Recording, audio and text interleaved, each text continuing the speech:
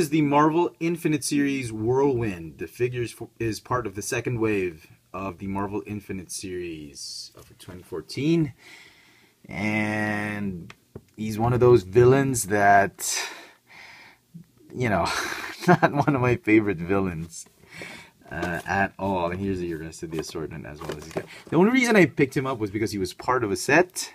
And my recollection of this guy, Whirlwind, was that I used to have a 5-inch figure of Whirlwind because I was a big fan of that old Iron Man show back in the 90s or late 80s. And he was one of the villains. So, being an Iron Man fan, okay, I suppose I needed one of these.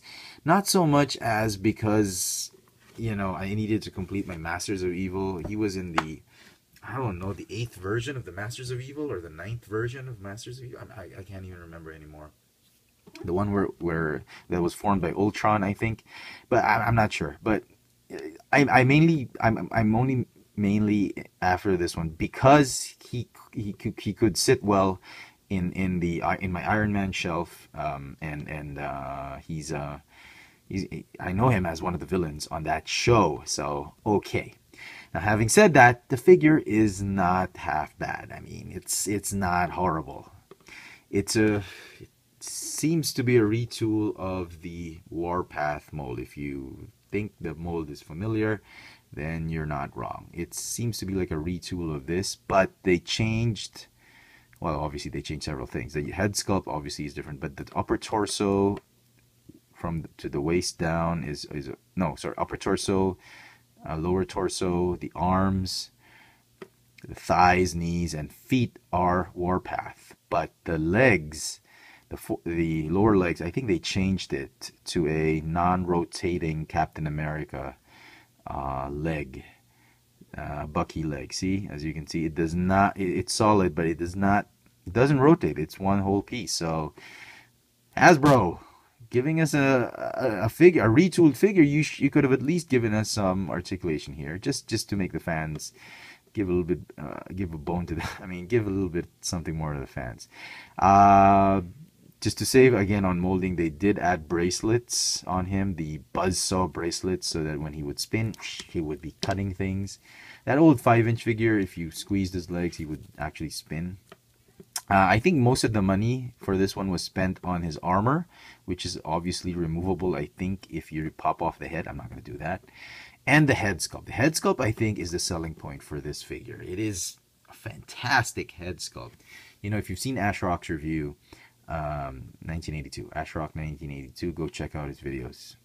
Awesome Marvel Universe reviews. If you've seen it, he does make a good point in saying that it is a wonderfully sculpted figure. Had they released this back in the day, this would have been an awesome figure. But now, because there's the new molds, there are new medium-sized male body molds, this just comes across as a mediocre figure. Nevertheless, it's still well made. The silver paint apps on his body, fantastic. Much better than the Absorbing Man, I think. He's got this metallic paint done, metallic plastic done on all of his parts that have armor. Very, very nice paint.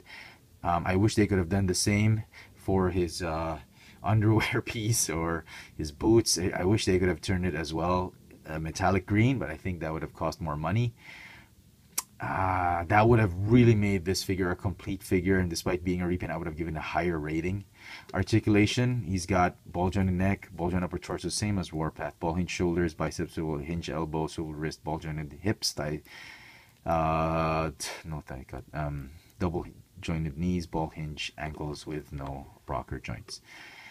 So paint apps, okay, it's not gonna get a 10 out of 10. I wish they could have done it here as well. It's gonna get a 9 out of 10 for paint apps. Articulation, because of the new molds, it's just gonna get an 8 out of 10. So overall, the figure is still gonna get a decent 8 out of 10 for me. I wish they could have done something better with it, but as a villain on your shelf, he's not too bad. But you know, I wouldn't waste time hunting him down. If you can't find him, that's fine. If you find him, that's fine. Pick him up. Don't pay more than retail price for it.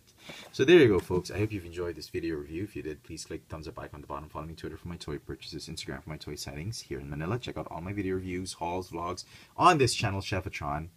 My old FX France channel is still alive, but no videos will be posted there. This has been the Marvel Infinite Series Whirlwind. Thanks for watching.